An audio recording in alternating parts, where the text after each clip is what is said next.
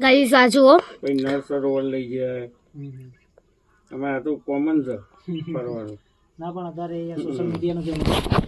અને આવી બર્ડનું ઈનું છે ને એને ગમે છે ને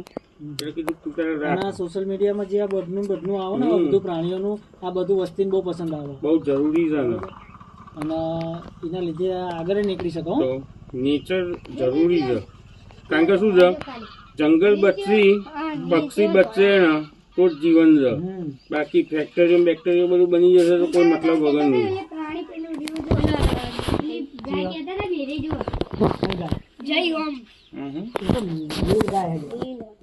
રોજડું